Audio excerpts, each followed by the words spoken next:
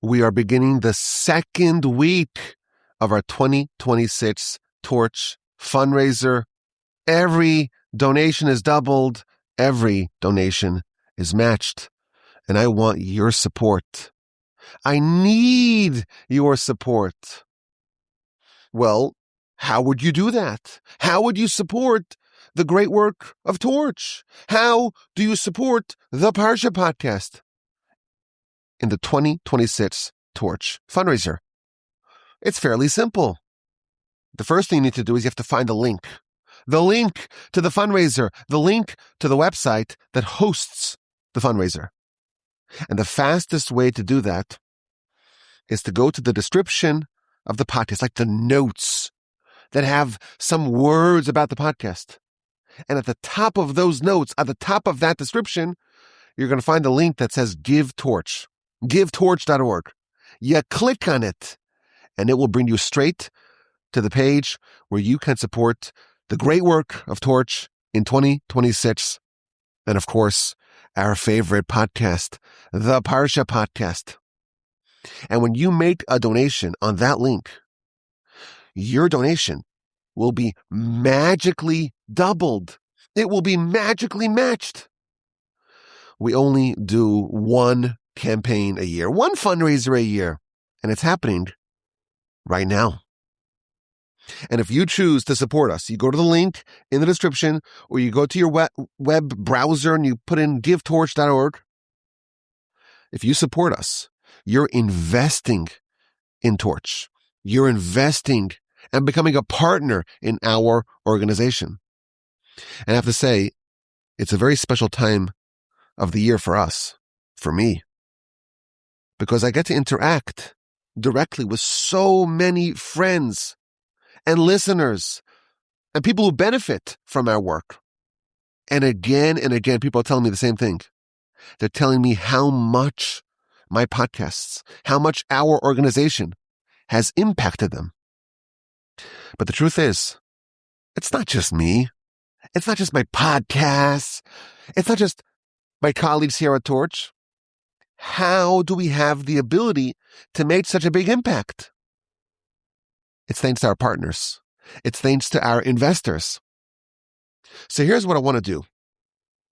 There are people listening to my voice who are still waffling.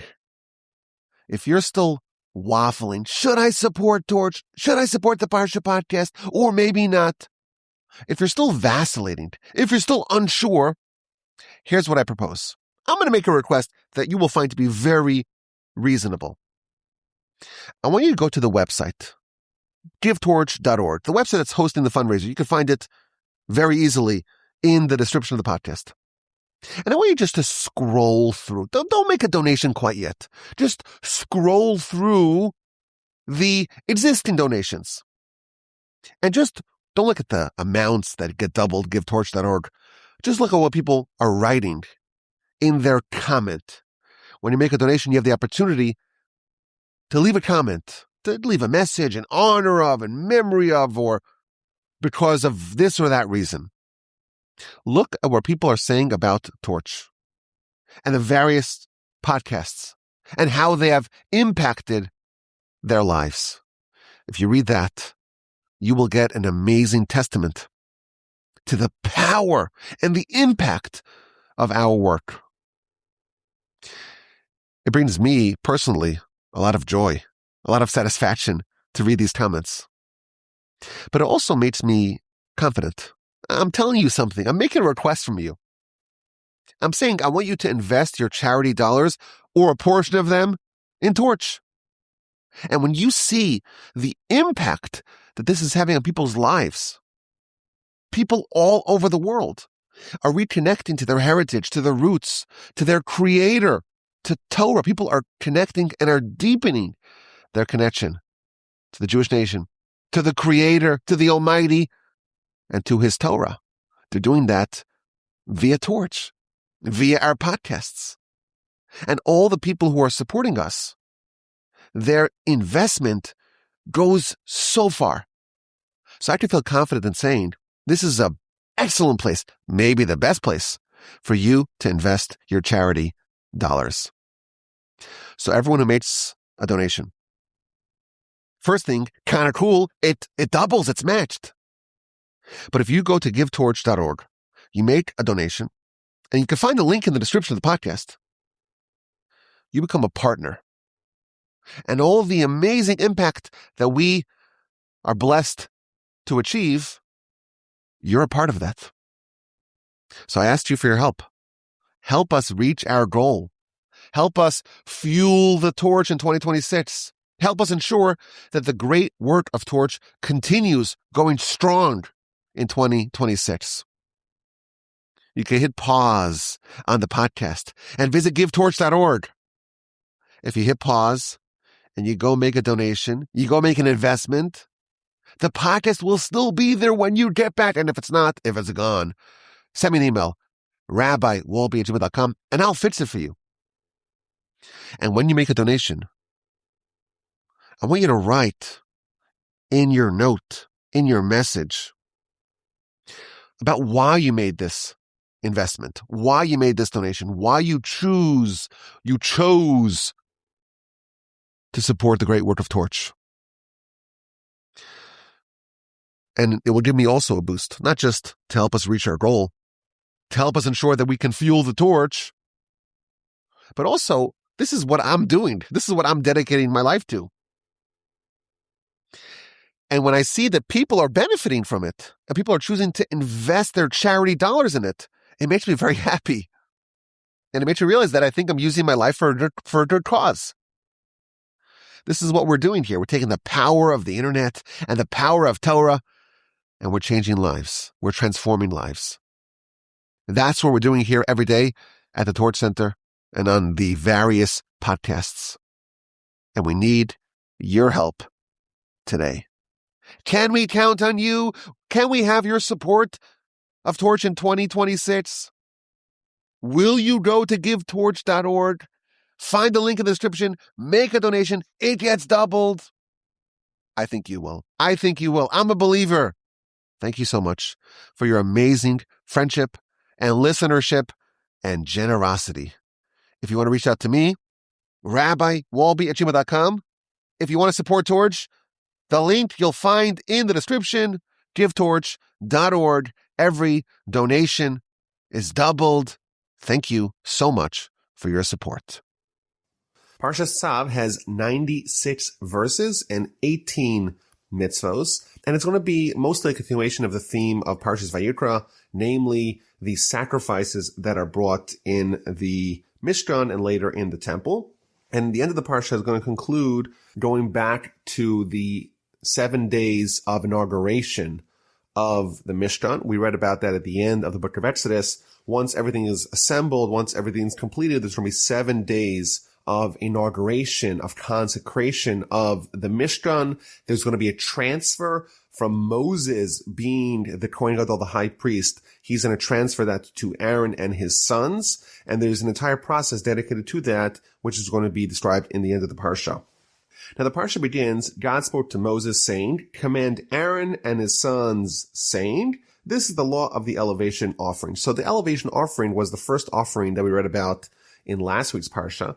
And whereas in last week's Parsha, we got the general outline of it, we're going to get more of the details here. And the Ramban points out that if you look at the beginning of last week's Parsha, Parshas Vayikra, the instruction was not to Aaron and his children, it was to all of Israel.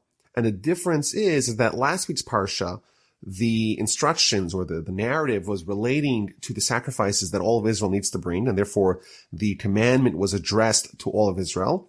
Whereas in our Parsha, it's about the processing of those sacrifices which were done by the priests in the Tabernacle, and therefore the commandment is directed to Aaron and to his sons.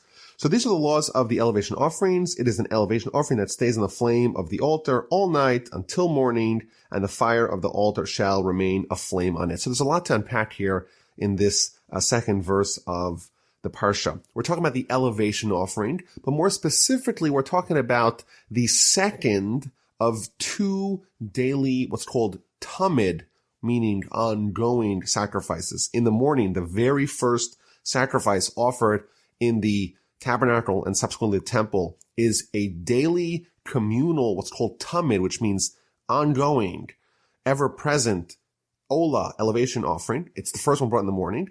And the final one brought in the late afternoon is the second tamid ola offering. And the instruction that we get right over here is the first one is the evening ola offering. It is offered in the afternoon, but it is burned. The processing of the meat of the sacrifice is burned throughout the evening on the fire, which is on top of the altar. Now, we don't have sacrifices today, but a very famous teaching on the Talmud, the Book of Brachos, tells us that the prayer schedule that we have, not the notion of prayer in general, but the fact that we have a morning prayer and an afternoon prayer and an evening prayer, that corresponds to the daily ongoing tamid elevation offerings that were present in the temple and in the tabernacle. We have the morning prayer, the Shacharis prayer, which corresponds to the morning tamid, the morning ola offering, the first one to kickstart the day of sacrifices. And we have the afternoon corresponding to the afternoon sacrifice.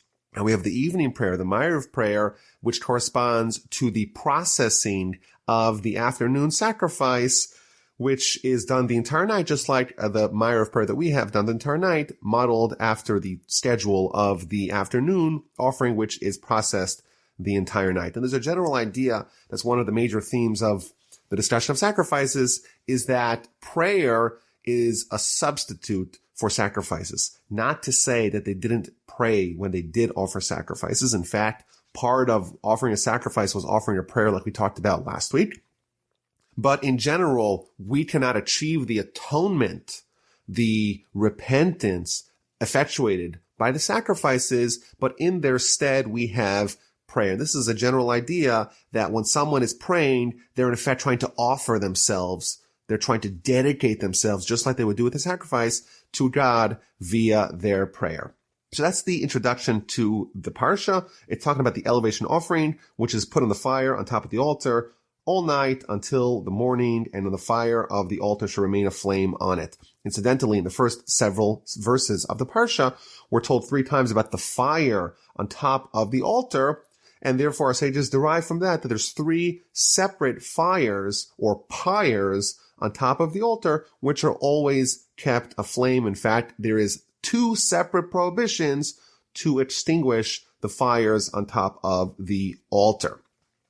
Now, there's an interesting word. In fact, the word tzav, which is the name of the parsha, it means command. It's not like an instruction. It's not to go tell Aaron and his sons. There is a commandment. And Rashi picks up on that nuance that the Torah uses, a little bit more of a strong word. Go command them.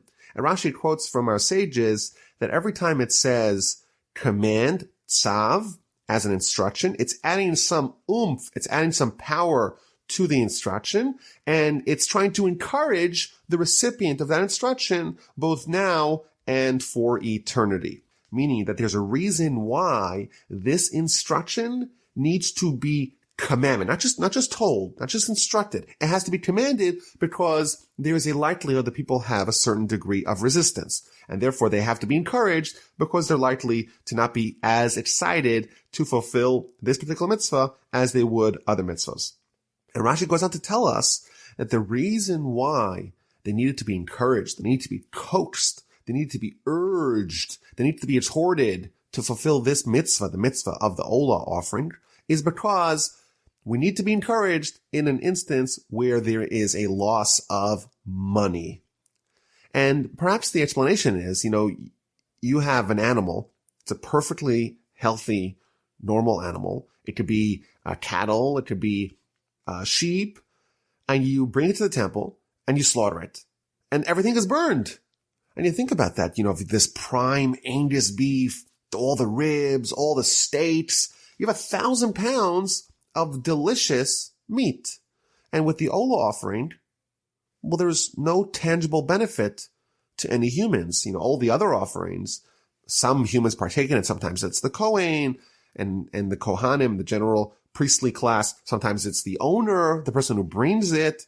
But here with the Ola offering, with this first offering that we're talking about, the entirety of the animal, all of that delicious and succulent meat is burned to a crisp on top of the altar. And perhaps the reason why we need to be encouraged to offer this is because we are less inclined to be generous in such an instance because we don't perceive it as something that returns necessarily value to us, and therefore the Torah needs to encourage us. And as a general rule, the things that are more difficult for us, we need extra encouragement. We have the upcoming festival of Pesach, and, matzah it's very expensive. It's, $26 to $29 to $30 a pound. Essentially, we're talking about, $3 to $4 for a single matzah. It's a sawdusty biscuit, and we're paying an insane amount of money to eat it. And the answer is yes, mitzvahs are not necessarily cheap. Kosher meat, you go to the kosher aisle in your grocery and you'll see the kosher meat's much more expensive. We don't work on Shabbos, and that's a constraint. But the Almighty's encouraging us. Don't worry about it. You think you're going to lose, you're really not going to lose, and therefore we're encouraged to do it nevertheless. Now the Ramban, he disagrees with Rashi's take on this verse, and he says, wait a minute. Moses here is talking to Aaron and his sons. They're the ones who process the Olah offering. They're not the ones who bring it. And they essentially lose nothing. In fact, the one benefit that is derived to humans from the Olah offering is the hides. The hides of the animal, in fact, go to the Kohen. So the sons of Aaron, the priests, they lose nothing with bringing a sacrifice. And therefore, why would they need to be coached? Why would they need to be encouraged? Why do we need to say, Tzav, command them to process the Olah? They have nothing to lose and everything to gain. So there's several answers to this question. The Chistuni, one of the commentaries, says that if the priest who is processing an Olah, so someone wants to bring an Olah, whether it's the daily Olah offering that's brought by the community, the Tamid, it's an individual Olah offering, whatever it may be, if they mess it up, they have improper thoughts, they do something wrong in processing the Olah, so it needs to be replaced. Who replaces it? Well, then it would be the Kohen who messed up. They would be on the hook to replace the animal. And therefore, the risk for the Kohen is the fact that they may actually be left with the bill if they process it incorrectly. And the Kli Yakar, one of the great commentaries, he says something very fascinating. He says that it could result here in a vicious cycle. You have the Kohen, he's doing the Olah offering, and he messes up. So he's got to bring a second Olah. He's got to pay for a second Olah offering to replace the one he messed up. But what happens? As he's bringing the second Olah offering, he's in a bad mood. He's angry. After all, I can't believe I have to pay for another Olah offering because I messed up. And that thought, that angry, grumpy Olah offering that is processed, the second one, will actually, those thoughts will invalidate the second one. I'll have to bring a third one, and so on and so forth. And specifically, the Olah, after all, like we mentioned last week from the Ramban, the reason why someone would bring an Olah offering is because they would have improper thoughts. Someone has improper thoughts, that is like a degree of a sin, so to speak, and therefore you bring the Olah offering to atone for that. Therefore, if the priest who is processing the Olah also has improper thoughts, so to speak, angry thoughts while offering the sacrifice, it's obviously not going to enable the sacrifice to achieve its aim, and therefore it would need to be repeated, and therefore the Kohen needs to be warned, do it properly, and don't be worried about the monetary loss. You do it right the first time, you won't have to worry about it, and don't get into this vicious cycle, this pattern, this spiraling pattern of having to constantly do another Olah, because every time you do the next Olah, you are doing it improperly. Now, it's interesting that the Parsha begins with talking about the elevation offering, which is done in the evening. In the morning, there's a morning Olah, and then there is the evening Olah. So doesn't it make more sense to start with the morning Olah and give us the instruction related to that, and only then move on to the evening Olah, the one that's burned the entire night on the altar? Perhaps you could argue that in the Jewish calendar, we always start with the evening. Shabbos starts with Friday night, and the festivals start at night, Yom Kippur, Rosh Hashanah, etc. Maybe that's the answer. But one of the other commentaries, he tells us something interesting. He says that, let's go back into context. We've had now, 6 or 7 weeks talking about the tabernacle and building it. And we read about the fact that there's going to be a transfer of power in a sense. There's going to be Moshe, who's the high priest. After they build the tabernacle, they're going to spend 7 days of inauguration. And during those 7 days, Moses is going to be the high priest. At the end of those 7 days, he's going to transfer that to Aaron and to his sons, and he's going to consecrate them to be the Kohanim, and he's going to be demoted back to being a regular Levite. So what would happen? There's 7 days where Moses is doing all the work. Every one of those 7 days, he's building and he's disassembling the Mishkan, offering all the sacrifices, including the special sacrifices that are only brought during this week of inauguration, the ones we read about in Parshas Tzav a few weeks ago. And when Moshe completes these 7 days of work, well, what's going to be? It's near evening time. And then he's going to transfer the priesthood to Aaron and his sons. And therefore, the first sacrifice that Aaron and Aaron's sons are going to offer is the daily evening sacrifice. And therefore, that's the first one that Moses instructs them, because that's going to be the first one to kickstart their careers as priests. Now, the final thing from the second verse of the Parsha, command Aaron and his sons, saying, this is the law of the elevation offering. It's on the flame on the altar all night, and the fire on the altar should not be extinguished. It should remain aflame the entire night. So if you look in the Hebrew side, you'll notice that there's another small letter on the Hebrew letters. Just like last week, the first word of the Parsha, in fact, the first word of the book, Vayikra, the last letter of the first word, the Aleph, was small. Similarly here, the mem, the letter mem for the word mokdah, which means the fire, that letter is small. And there's a variety of explanations as to why there is a small letter in this second verse of the Parsha. One of the answers, very interesting, powerful lesson, and that is that this mokdah, the word mokdah means the fire, but it's also the biggest fire. Like we said, there's 3 fires on top of the altar. And the biggest one is called mokdah. And what happens when something's really big? In Judaism, we're taught that when something's very big, it has to have a commensurate amount of humility. You know, the greatest sage, the greatest leader, the greatest prophet that we've ever had, Moses, the most humble. As someone ladders up in spiritual greatness, they have to have a companion laddering up of humility. And therefore, this largest fire has to also have a small mem to remind it, so to speak, to have humility. The Talmud tells us, we know that there's 19 blessings that we say in the Amidah prayer. And for 4 of those blessings, we bow. We bow 4 times in the Amidah service. The Talmud, the book of Brachos, page 34, tells us that when a high priest says the Amidah prayer, they have to bow 19 times, 1 for each blessing. Why? Because they are greater, they have to lower and humble themselves before God even more.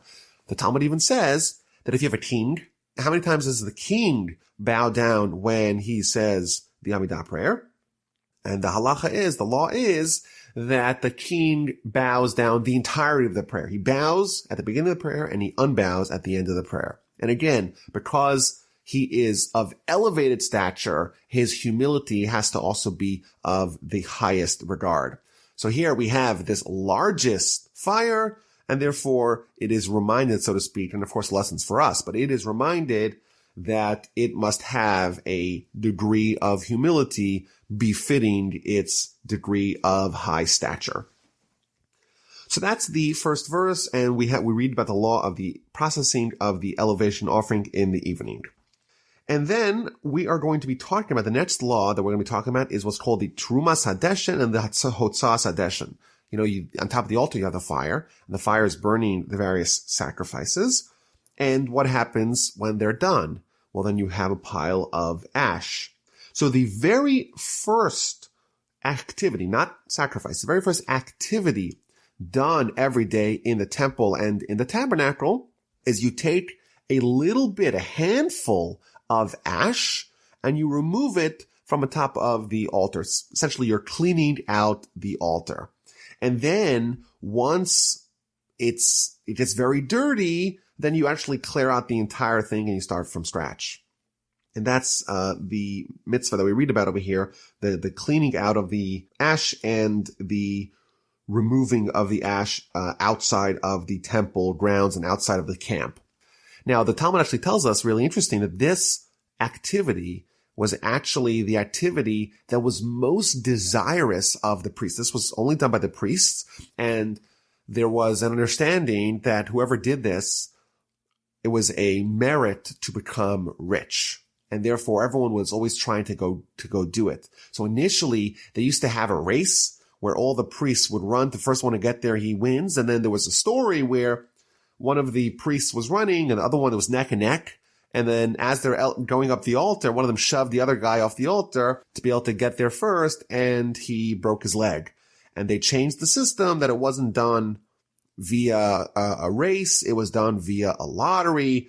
And they would only include Kohanim, priests that had never previously done this mitzvah, because it was something that was meritorious to bring someone to wealth, to great riches.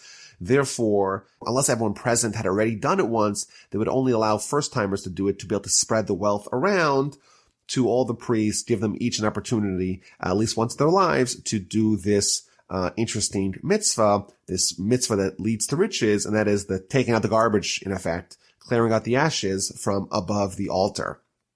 Now, it's interesting that every single day, regardless of how much ashes there is, you remove a little bit you take a handful of the ashes and you remove it from the altar. And you don't wait, in effect, till the entire thing is covered in ashes and you clear it out. And there's an idea from Rav Hirsch, and he says that there's an importance of always looking forward. You know, in every aspect of our lives, complacency and reliance on past performance is the enemy of future progress. And therefore, the very first thing that we do in the tabernacle is we take yesterday's mitzvah and we, so to speak, clear it away. We clear away the ashes of yesterday's sacrifice to remind ourselves yesterday's accomplishments are great, but in order for me to accomplish today, I kind of have to remove them to a certain extent and be able to start from scratch with a new opportunity for mitzvahs, a new day in the tabernacle, a new day to strive for greatness. Now, there's another lesson here from this Hotzas Hadesha, from taking out of the ashes from on top of the altar. If you notice, you go back to the Parshas Vayikra, it always talks about the sons of Aaron doing the work. You know, Aaron's the high priest. He's going to become the high priest. And his sons are going to do a lot of the work that's described, that's enumerated in last week's Parsha, Parshas Vayikra. Here, as the introduction to our Parsha, it doesn't talk about just Aaron's sons. It begins with Aaron and his sons. And what's the first thing, or one of the first things that we read about, is the separation and the removal of the ashes, and eventually the instruction to place wood on top of the altar.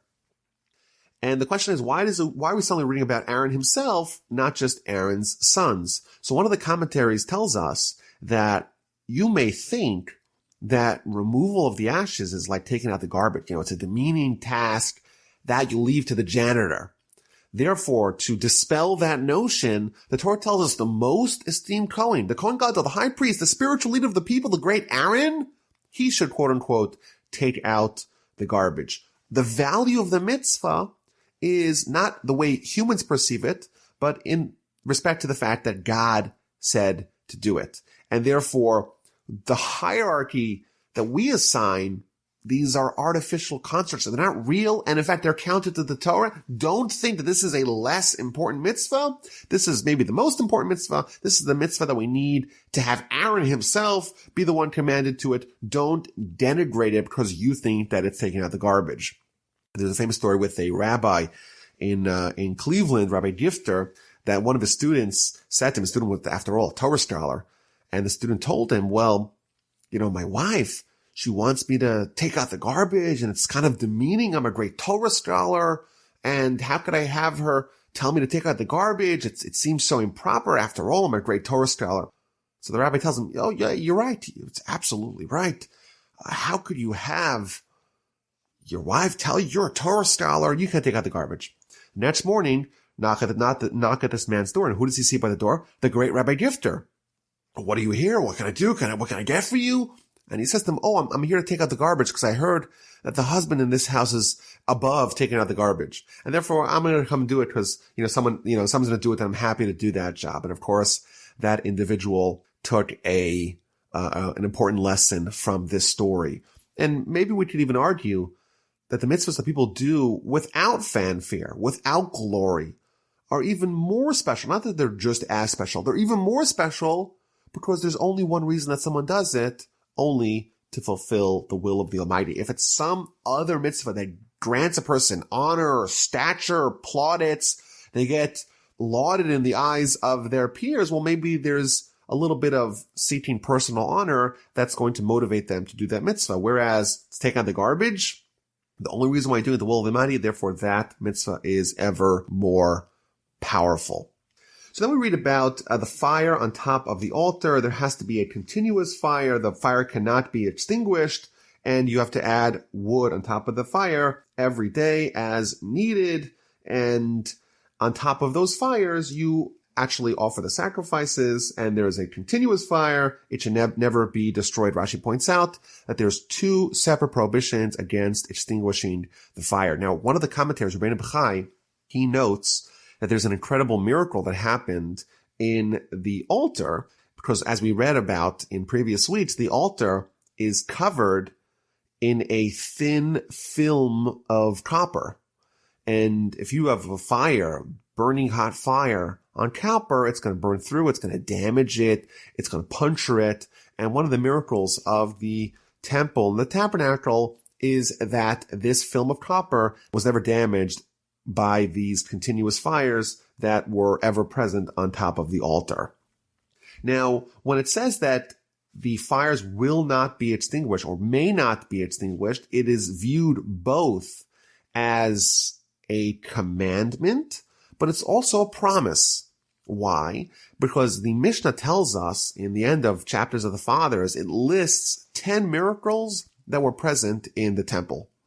And one of them was the miracle that the waters of rain would not extinguish the fires on top of the altar. You have these three fires, and sometimes it's raining. Maybe there's a thunderstorm. There's a lot of rain, and normally rain would extinguish the fire. But one of the miracles of the temple, one of the miracles of the tabernacle, is that even though the fires were exposed to the elements, they were never extinguished by the rain. Now, Reb Chaim Volozhiner, one of the great commentators on Pirkei Avos, in his commentary, he asked an interesting question. He says, wait a minute. There's a miracle here. The water, the rain is pouring down on the fires on top of the altar, and the fires are not extinguished. That's an amazing miracle. But isn't there a better miracle that we could do? Can't we just have God take that the fire is not even struck by the water? The water constantly misses the temple, the tabernacle area. It never rains there. Isn't that a better miracle to do? And he said, interesting idea, very powerful idea. He says that the water is always representative of a livelihood. In an agrarian society, people need water. The water is the most critical ingredient to the success of their crop. If it rains, they have a crop. If there's a drought, then everyone's starving. So water is always emblematic, is always representative of the livelihood. And the fire is representative of Torah. And we maybe sometimes we have a tendency to think that when we study Torah, well, how can we study Torah? How could the flame of Torah, so to speak, survive when we have all these concerns of life? I gotta make a livelihood. I can't study so much Torah. I can't spend so much time studying Torah because, after all, I gotta make a living. I gotta feed my family. And therefore, we have this miracle. Yes, there is water. And yes, the water is hitting the fire, but don't think that the waters will extinguish the fire. Even when you have the the challenge and the responsibility of making a livelihood, don't think that will impinge, that will encroach upon your Torah study. Your Torah study will still outlast even when it's raining upon it if you are truly dedicated to that. So that's the beginning of the parsha, and then we start going into more of the various offerings and how they are processed. So we had already the Ola offering. We learned some of the laws of what is present on top of the altar. And now we read about the meal offering. And these are meal offerings. These are minchas that we didn't talk about in previous weeks. And there are three of them mentioned in the next several verses. Number one, that every Kohen, every priest, on day one of their inauguration in temple service, they bring a meal offering. And then the high priest, also, on the day that they are inaugurated to be the high priest, they bring a special meal offering on day one. And then the high priest brings an additional meal offering every day, twice, just like there's the two daily communal tamid ola sacrifices. Every day there's two daily high priest meal offerings that he brings in the temple, in the tabernacle, every day. Now, the Sefer HaChinuch, which is a medieval book that gives us some of the background and some of the principles undergirding the reasons why we have mitzvos. He says the reason why the high priest has to bring two daily meal offerings for the entirety of his tenure as high priest is because, after all, the role of the high priest is to be the intermediary between the Jewish people and their Father in heaven. He's responsible to, so to speak, elevate the prayer on their behalf. And via his prayer and via his sacrifices, the Jewish people are forgiven. We spoke about this a little bit last week, that when the high priest makes a blunder, and in fact it portends poorly on the entirety of the Jewish people, because he's, after all, their emissary. He's their stand-in, so to speak, in the relationship with God. But therefore, someone like that who has communal responsibility, he should bring a sacrifice that corresponds, that mirrors the communal offering brought every day. Just like there's two daily Tamid offerings, there's two daily offerings that the high priest brings. And all this, again, the reason why is to awaken our thoughts and to place our mind and our focus with God, to help encourage us to pray and to repent and to deepen our connection with the Almighty.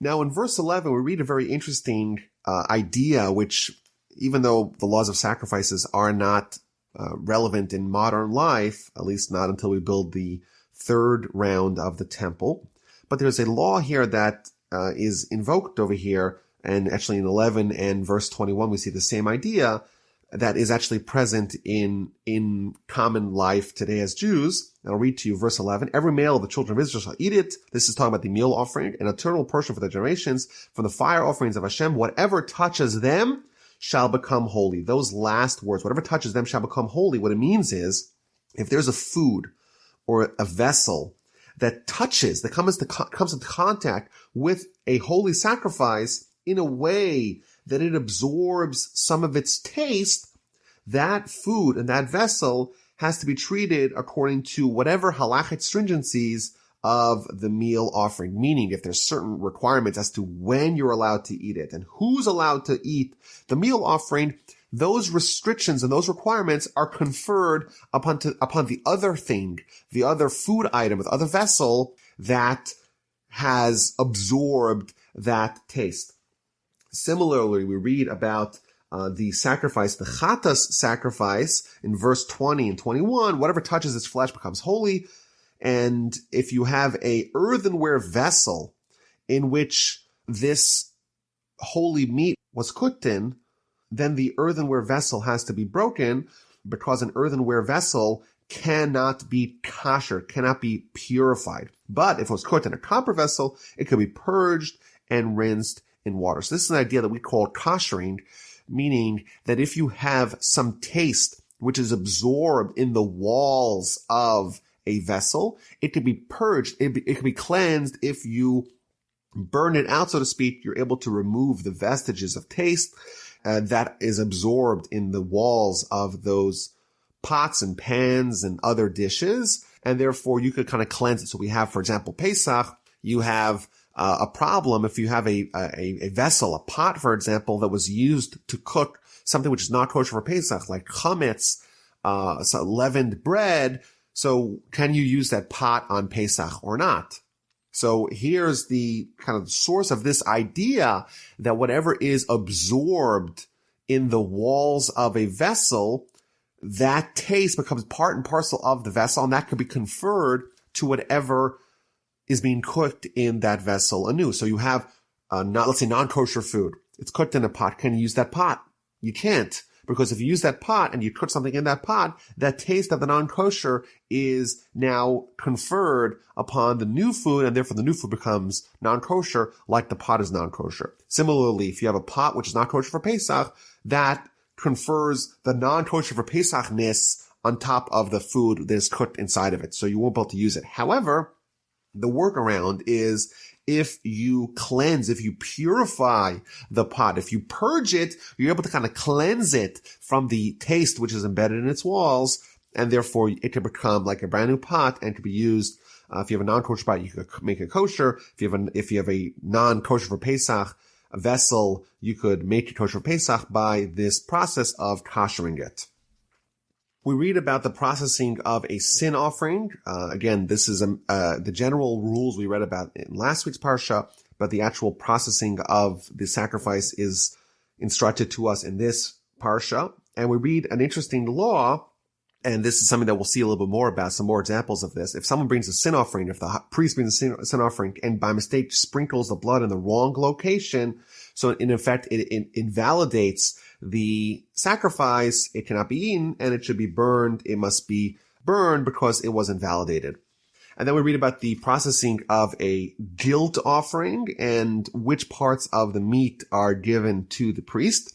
And then verse 11 of chapter 7, we read about a feast peace offering, which is called like a Thanksgiving offering, or carbon toda, which is in effect a version of a peace offering, which is done when someone has a miracle that happens to them. This is a special sacrifice that someone brings in the event that one of 4 miracles happen to them. Number 1, if they travel over a desert and they arrive safely, they bring this sacrifice as a thanks to God. If they travel over sea and they arrive safely, they bring the sacrifice. If they're released from prison, or if they recover from a deadly illness, in one of these 4 cases, it's a miracle that happened to them. They thank God by bringing a thanksgiving offering, a carbon toda. Now, in fact, today, there's some opinions as to whether or not, modern travel, you could travel over a desert and it's not really considered much of a danger. You were in an airplane or you were in a cruise, so you crossed over a sea or a desert and you arrived safely at your destination. Is that considered a real danger that you need to thank God for or not? Is it kind of standard? And there's varying opinions in it. Some people, they do the equivalent of a carbon toda, the equivalent of a Thanksgiving offering, which is a special prayer that is a special blessing that they say.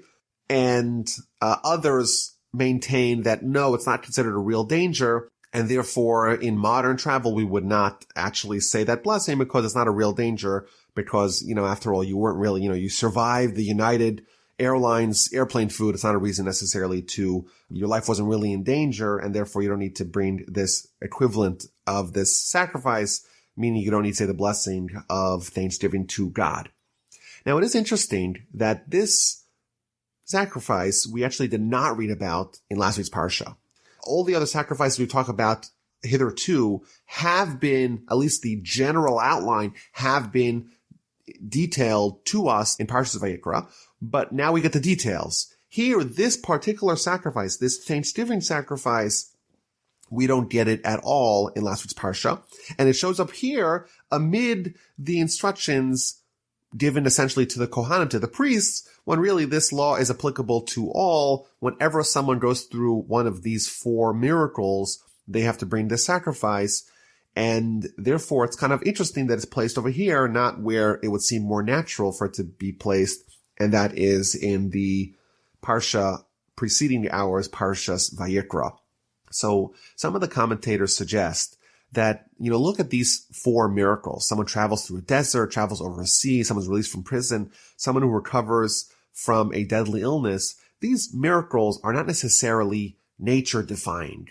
They are what is called a nes nistar, meaning a hidden miracle. It's not readily apparent to all that there was a miracle. In fact, like this is not the splitting of the sea, the 10 plagues. It's not like manna being parachuted from heaven. This is a miracle that could be understood in the natural course of things. Someone travels over the desert, they arrive safely. Well, that's what happens. That's not necessarily a miracle. And as a general rule, we are predisposed to ignore these miracles and only be wowed by an open miracle. So there's a story with Rav Shach, one of the great Torah sages of recent years. There was a new father who had celebrated the arrival of a baby daughter after only 1 year of marriage.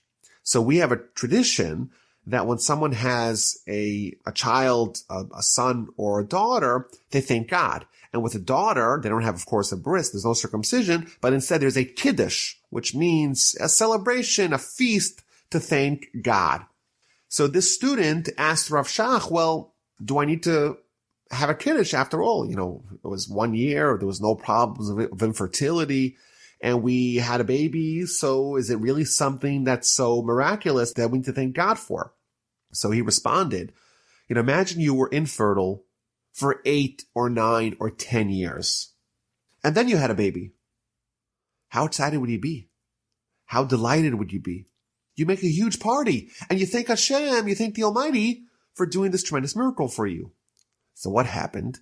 God spared you from 7 or 10 years of agony, and he gave you a child right away. All the more so, you should make a huge celebration. For us, we have a predisposition to appreciate, to be impressed, to be thankful for the open miracles, like a baby after years of infertility. But the hidden miracles we tend to ignore. Who needs to be reminded of this lesson more than anyone else? Who needs to be reminded that we should not ignore the little miracles? Well, the priests. After all, they were privy to ever-present open miracles in the temple, in the tabernacle, every day. And like we mentioned earlier, with the chapters of the fathers, the end chapters of the fathers, it lists 10 open miracles that were present in the temple and the tabernacle at all times.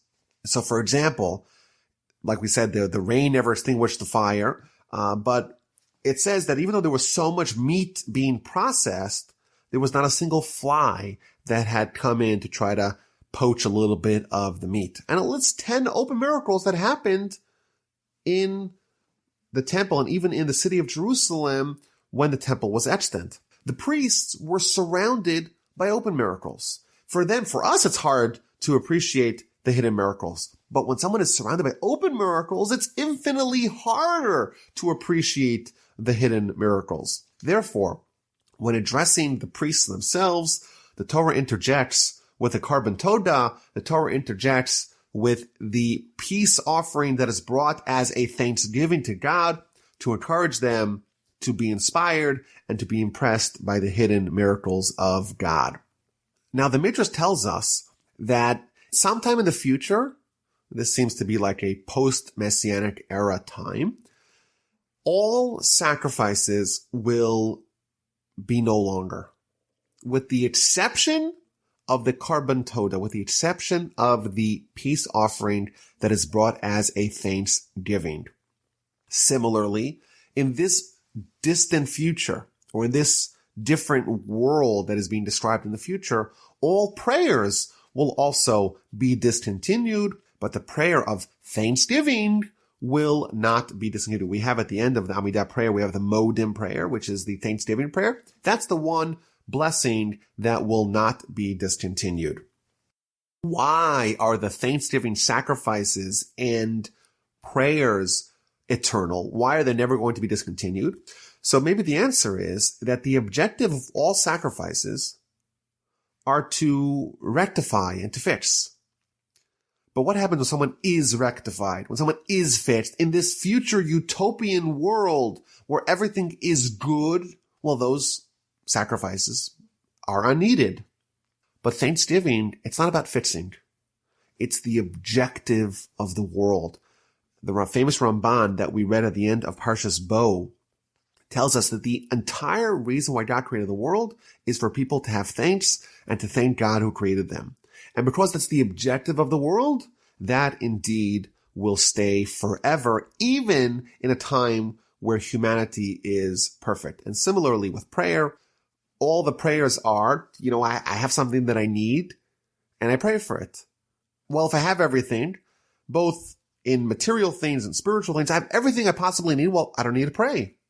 In this future, we won't need to do all these prayers, but the one prayer that we'll need to do, the one prayer that is the bedrock of existence, the reason why we were created, to give thanks to God, that will not be discontinued, because that, after all, is the purpose of it all.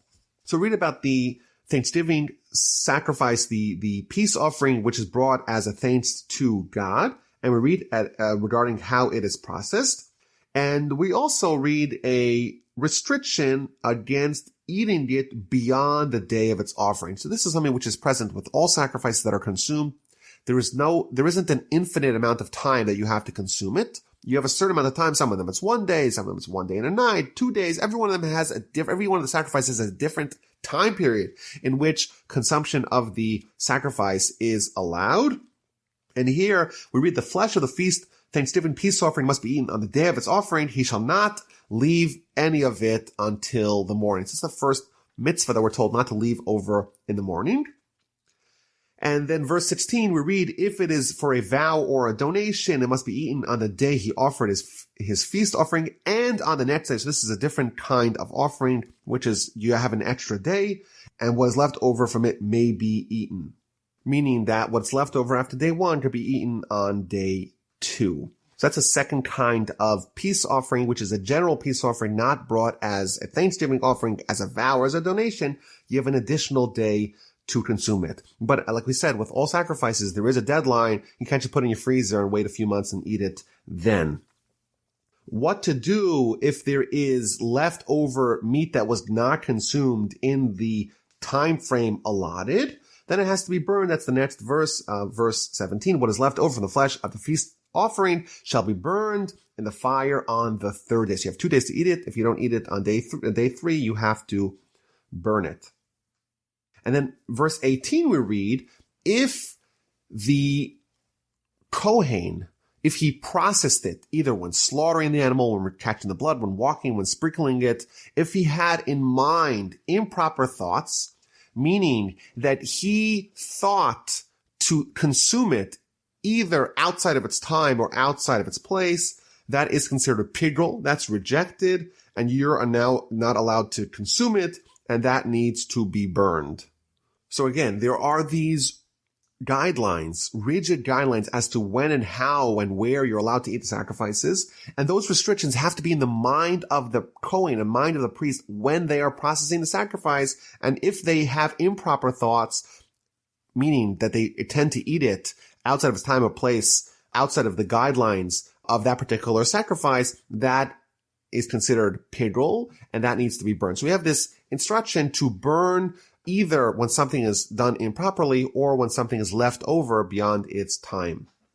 And the Sefer Chinuch, the book that we quoted earlier, gives us an interesting perspective regarding this instruction to burn something when it was left over or to burn something when it was done improperly. Why do you need to burn it? Why do you need to eradicate this meat from the world? So he says that the nature of meat is to spoil. Remember, before refrigeration, you had a very short amount of time before the meat would go bad. And what happens? You may have a sacrifice. The sacrifice either was left over or it was done improperly. It needs to be gotten rid of. It's not kosher to consume either at this juncture or via this processing. And therefore we're told to burn it, to eradicate it from the world. Why? What happens if it spoils? You'll have a person who sees this stinking, rotting, putrid piece of meat, and it smells bad, it looks disgusting, it's consumed by worms. Someone like that will be disgusted by it.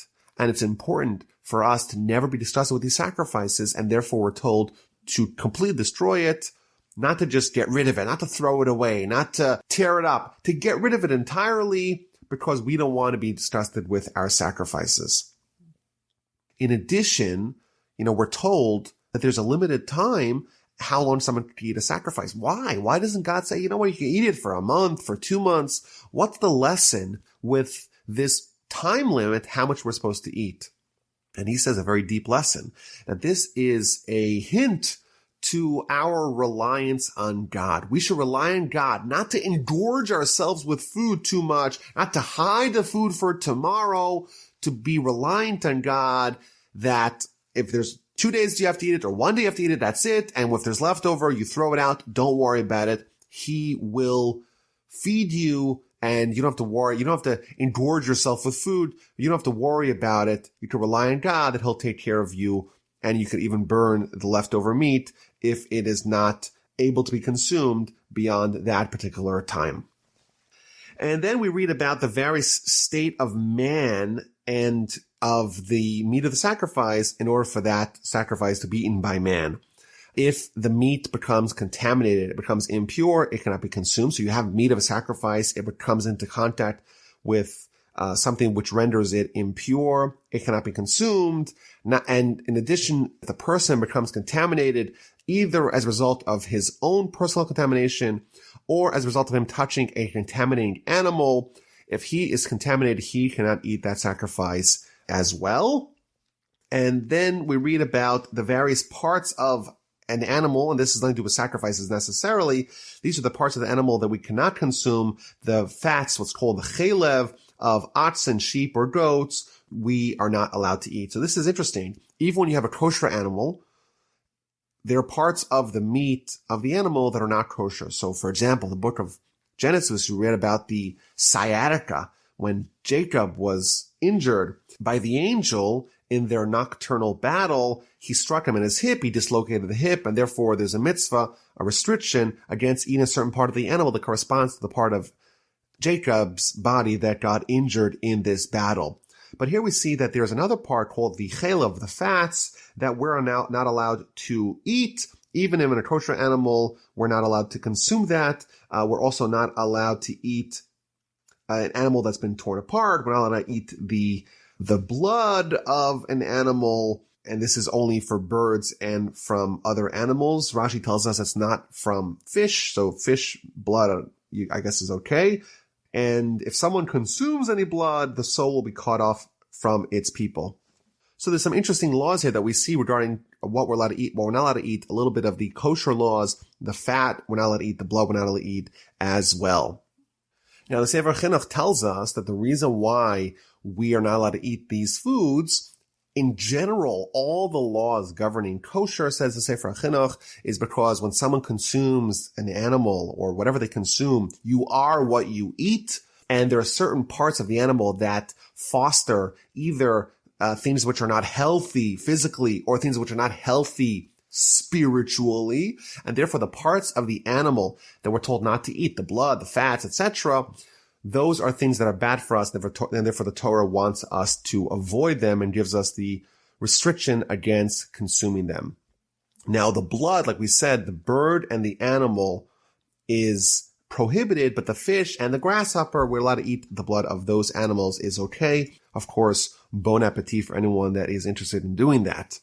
And the Ramban actually tells us that the reason why we're not allowed to consume blood is because when that is absorbed, it actually creates haughtiness and arrogance within us. That is the result of consuming blood, and therefore we're encouraged by the Torah and we're restricted by the Torah against consuming it because it's going to engender bad character within us. And then we read about the process of the peace offering and which parts of the animal are given to the Kohen. And finally, in verse 37, we read a conclusion of the topics discussed until now. This is the law of the elevation offering, the meal offering, the sin offering, the guilt offering, and the inauguration offering, the feast peace offerings, which Hashem commanded Moses on Mount Sinai on the day he commanded the children of Israel to bring their offerings to Hashem in the wilderness of Sinai. So there's a conclusion here. These are the offerings, but it begins, this is the law of the elevation offering. And the Talmud tells us, based on this particular verse, it says, Zos HaTorah, this is the law, this is the Torah. It says the Talmud, the book of Menachos, someone who studies the law of a sacrifice, it is as if he brought that particular sacrifice. Meaning that if someone studies the law of the elevation offering, that creates the same reality spiritually as if they themselves offered the elevation offering, and the same would apply to all the various offerings. Now, there's a very important value in that, because we know we have 613 mitzvos, and the Talmud tells us that there's 613 parts of man, and the insinuation is that every part of man is perfected by its corresponding mitzvah in the Torah. Now, if there's a mitzvah we cannot fulfill, it seems like what it's telling us that completion, that perfection is beyond us. But here's the workaround. There is a mitzvah of the elevation offering. Currently, we cannot bring an elevation offering, but we can study the laws of the elevation offering. And therefore, when we study those laws, that is as if we brought that sacrifice and we gain its value and its spiritual cleansing that is brought upon us. Now, chapter 8 and essentially the rest of the Parsha are going to go to the consecration of the priest, the 7 days of the inauguration of the Tabernacle. And this is essentially a repetition of what we read in Parshas Tzav, the guidelines of what to do during these 7 days of inauguration, 7 days of transference. Like we said, Moshe is at that time, he's the high priest. The Kohanim, the priests, are being trained. Every day, Moshe is going to assemble and disassemble the Mishkan. And at the end of the day, it's going to be transferred over to Aaron and his sons, and they're going to take over from there. Now, Rashi tells us that this is a repetition, and this happened 7 days before the erecting of the Mishkan. And even though it was told us already once in Parshas Tzav, it is repeated. Why? Because that is the way things work. When you have an instruction that is, for some time in the future, you repeat it closer to the time to remind and to encourage the people about those instructions that you gave earlier. So God indeed gave those instructions early, but he repeats them again at the time of the action. So it begins with instruction to Moses, take Aaron and his sons with him and all the vestments and all the oil of the anointment and the 3 sacrifices that are going to be brought every one of these 7 days. So there's the bull of the sin offering, the 2 rams, and the basket of matzos. So this was already described in Parshas Tzav. Bring the entire Jewish people in the entrance of the tent of meeting, in the entrance of the Mishkan. And Rashi tells us that this is a miracle on its own right. We're dealing with a nation of many hundreds of thousands, and this is a very small place, but miraculously, the entire assembly was able to fit in that very small constricted location.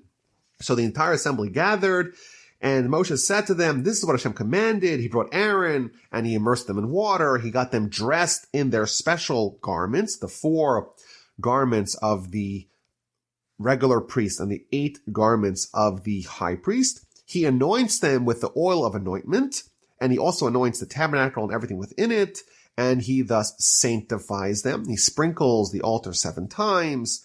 The altar is anointed. The various other utensils and vessels are anointed. He pours the anointment oil on Aaron's head, and he moves it around his forehead and near his eyes, and then he anoints the sons of Aaron, everything the way Hashem commanded him. He brings the sacrifices. He processes the sacrifices. He takes the blood, and this entire description is, again, a repetition of what we read. What he does with the blood, he takes the blood and he puts them on the ears and the thumbs and the big toes of Aaron and his sons.